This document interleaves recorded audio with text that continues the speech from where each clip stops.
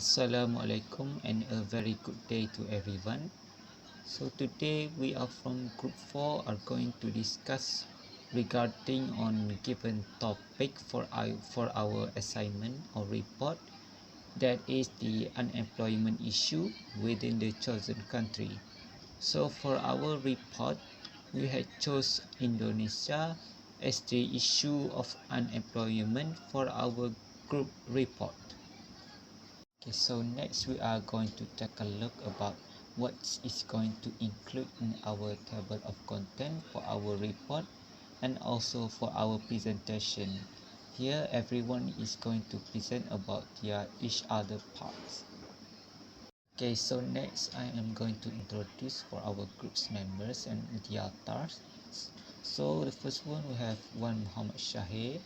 So he's going to explain about the background of the chosen country, or more specifically the demographic profile of Indonesia, and also explain about the recommendation on how to solve the unemployment issue based on our opinion. And he also going to present about the conclusion for our reports. So next we have Mohamad Alif Haiqal. So his task is going to also explain about the background of the chosen country, but more specifically for the geographical area. And also the next is also going to explain about the effect of the unemployment of the Indonesia. So next we have the next person, Fazrul Zulkhairi. His task is going to explain about his task is also going to present or explain about the data of the employment of Indonesia from 2030 to 2023. Okay, so next we have myself. My name is Mohamad Alif Ashraff. So I'm going to explain for our presentation regarding about the other related information for the unemployment issue of Indonesia. So, or more specifically, I'm going to explain about the types of unemployment that occur in Indonesia. Okay, so next our last member, Mohamad AMIR HAFEEZ. So his task is going to introduce for our report regarding for our topic.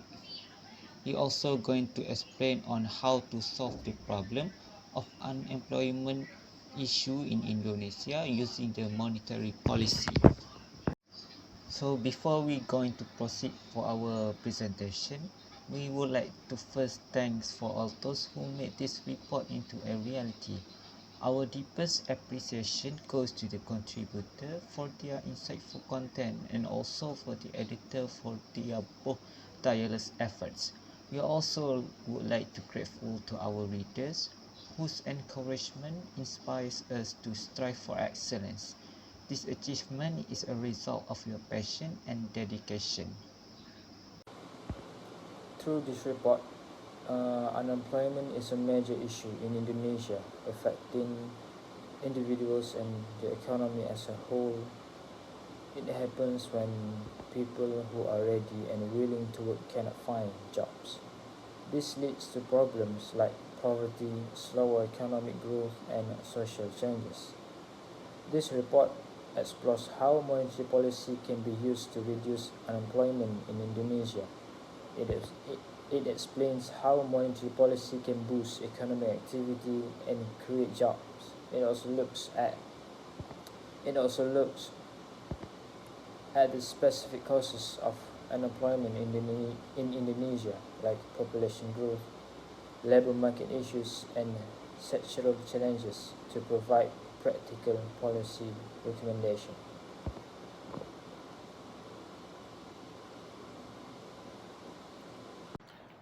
On this slide, I will explain about background of Indonesia geographical area. Indonesia is the largest group of islands, well known as archipelago, in the world. It is consisting of over 17,000 islands with around 6,000 inhabited. Located in Southeast Asia, it stretches along the equator. making it a tropical country. The country covers a total area approximately 1.9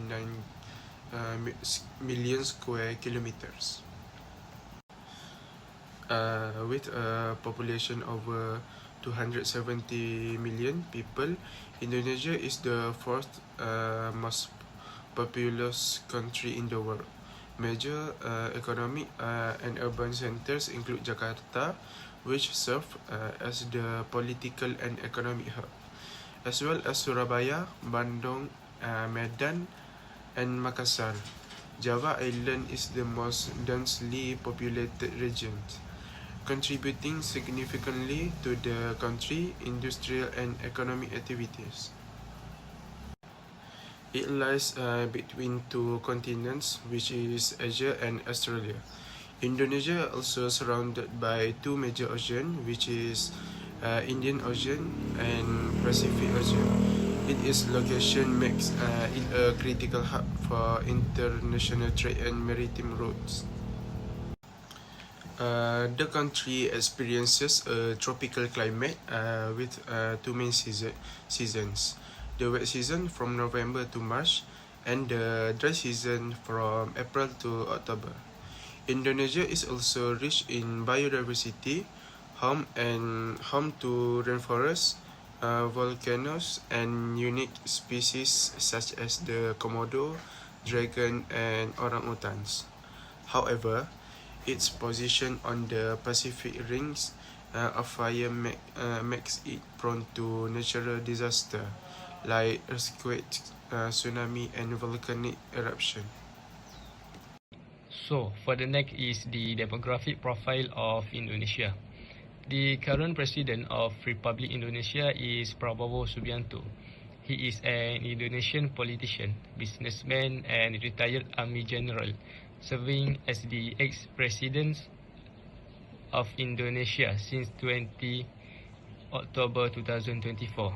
He was previously the 26th Minister of Defense under the President Joko Widodo from the year 2019 to 2024. And Indonesia demographic profile is characterized by a large and youthful population with approximately 280 million people. It is the world's fourth most populous country in the world. Indonesia also shares its land border with Malaysia, Papua New Guinea, and Timor-Leste. The Javanese and Sundanese are the largest ethnic groups in this country. The median age is about 30.1 years. That's reflecting a young population in the country. Over half of the population resides in urban areas, with rapid urbanization continuing to shape the country's development. Next is the four main sectors of Indonesia economy. The first sector is manufacturing. This sector is the largest contributor to the Indonesia GDP with approximately 18.67% in 2023. It is covering the textiles, electronic, and automotive. It was a central hub for the famous automotive brands like Toyota and Honda. And the second sector is the agriculture. The Indonesia economy provides the rice, palm oil, rubber, and fisheries. The Indonesia is the world's largest producer of palm oil, which is widely used in producing the foods, cosmetics, and biofuel. The next sector is trade and service. The Indonesia retail trade includes both traditional markets and modern retail, with a growing e-commerce sector. The Indonesia tourism is capable to attract million tourists annually that contributes significantly to the economy. The Indonesia healthcare sector is currently being expanding with the investment in hospital and medical service. And the last sector of Indonesia economy is mining sector. As we know, Indonesia is one of the largest, the world's largest coal producer, and have been a major export commodity. It exports copper, gold, nickel, and bauxite, which has high demand in this mining sector. Okay, next slide. I will tell about the data that from 2013 to 2023 of unemployment in Indonesia. Okay, the first column is here from 2030 to 2023, and the second column is person in millions, and third column is rate as percentage. So as we can look there, the highest unemployment in millions, 5.60 in 2022, and the lowest unemployment rate, 3.42 in 2023. Observation: employment figures fluctuate with no consistent trends upward or downward over the years.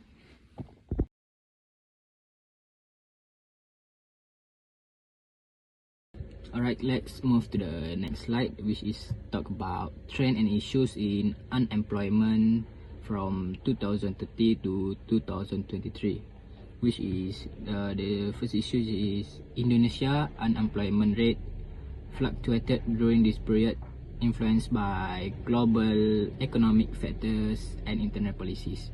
The second one is the COVID-19 pandemic significantly impact unemployment, with rates peaking due to lockdown and reduced economic activity. However, there was gradual recovery post-2020 as economic activity resumed. And the next is issues related to unemployment, which is the first one is youth and employment often surpassing the unemployment rate significantly. And the second is sectoral shift, urbanization and shift from agriculture to industrial and service sector have led to disparities in job creation and employment sustainability. Education disparities, many job seekers, particularly those with lower educational attainment, struggle to find suitable employment. Okay, the next one is reasons Malaysia facing increasing trend in unemployment rate. The first reason is policy interventions, fiscal and monetary measures such as tax, incentive and adjustment to interest rate help stabilize employment in certain period. The second reason is external factors. Events like global financial crisis and COVID-19 pandemic cause unemployment spikes due to reduced demand and economic contraction. And the last reason is internal factor, which is structural issues, labor market, including skill mismatches and reliance on informal employment, have kept unemployment persistently high in some years. Okay, for this slide, I will tell about effects of unemployment in Indonesia. Unemployment in Indonesia causes many problems for the country. It affects the economy, society, and even politics. When people don't have jobs, it doesn't only hurt them personally, but also impact the whole nation.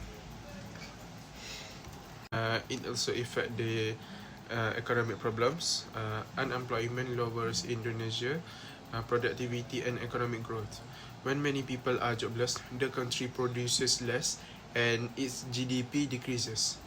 The government also collect less tax money from workers, which means there is less money to spend on public services.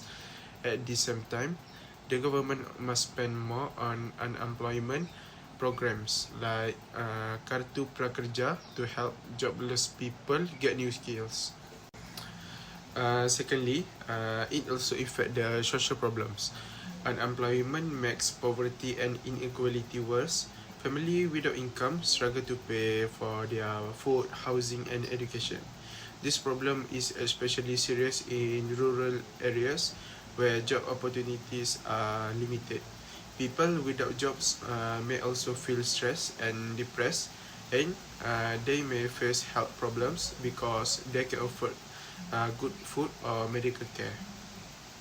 In some cases, Unemployment can even lead to higher crime rates as people look for ways to survive. Thirdly, it also affect the political problems. When unemployment is high, people often become unhappy with the government. They may protest or criticize the government policies, especially in regions where joblessness is a big issue. Sometimes, areas with high unemployment may even demand more help or special treatment from the government. It also affects long-term workforce issues. When people are unemployed for a long time, they can lose their skills, making it harder for them to find jobs later. This is a big problem for young people who often struggle to find their first jobs. Some of them leave the country to work abroad, such as work in Malaysia, causing Indonesia to lose talented workers in a process called brain drain. So here is we state of how to solve the problem of unemployment, which is the first one is lowering interest rate. The central bank can reduce its policy interest rate, which is, for example, federal funds rates, to make borrowing cheaper for businesses and consumers. This can give an impact which is encourages businesses to take loans to expand operations, invest in new projects, and hire more workers. And for the second one is increasing money supply. The central bank can use tools like open market operations, like buying government securities to inject liquidity into the economy. This can increase banks' ability to lend, making credit more accessible to businesses and individuals. So we move to the third method to overcome this problem, which is quantitative easing. This means the central bank purchases long-term securities, injecting money directly into financial markets. So this can reduce long-term interest rate, encouraging investment in infrastructure, housing, and capital projects that create jobs and improves business confidence, leading to expansion and hiring. And for the fourth method to overcome this unemployment problems, which is targeting specific sectors, it means central banks can provide special lending programs targeting high unemployment sectors. For instance, small businesses, green energy. This can encourage job creation in areas that need it most, reducing unemployment in vulnerable groups. So now I'm going to proceed to the next point, that is the types of unemployment that existed in Indonesia. So although there's a decrease in the unemployment rate in Indonesia, the percentage shown is still quite high for a country which has a population of around 218 souls. Here it shows that this is also can be caused by several factors that may be uncontrollable by the both of the government and the people itself. So based on the analysis, we found that there are two major types of unemployment in Indonesia, which is the structural and cyclical unemployment. So what is structural unemployment? So as we all know, in Indonesia, like other countries, also facing the same problem, which is the skills of workers that are not in line with the development of technology in this day and age. So as we know, the development of technology today is quite rapid, causing a large number of workers to be left behind with the current of modern technology development, due to several factors such as the lack of exposure and the approach regarding this industry from the government itself. It also because it may be due to the high enough cost for the majority of the community. For example, when the government invests technology in the agriculture sector, most of the farmers may not be able to operate with the given tools properly. properly. As a result of this existence of the technology, perhaps only a few farmers who are skilled in the field of technology are needed. Next, cyclical unemployment. The economic recession is also a big cause of the increase in the unemployment rate in Indonesia. Several issues may cause a reduction in the demand for goods and services in this country, especially in the tourism industry. For example, when the COVID-19 pandemic hit Indonesia, the industry experienced a significant or large decline as a result of restriction from the government itself. So for today, we can still see that the issue is still given an after effect to this industry, where the number of employees is not the same as the number of the employees before the pandemic hit. This indirectly shows that the demand in the tourism industry is reduced.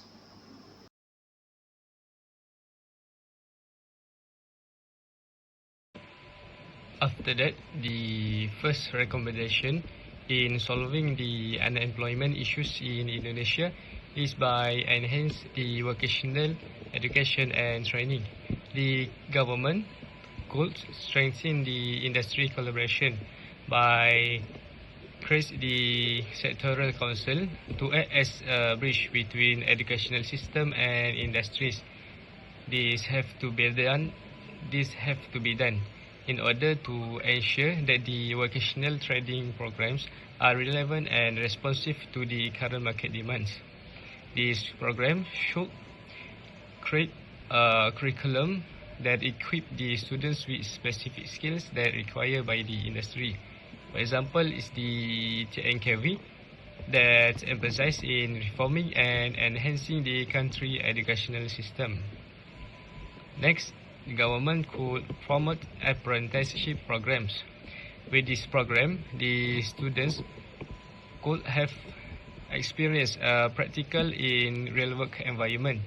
This also in order to closing the gaps between theory knowledge and practical application.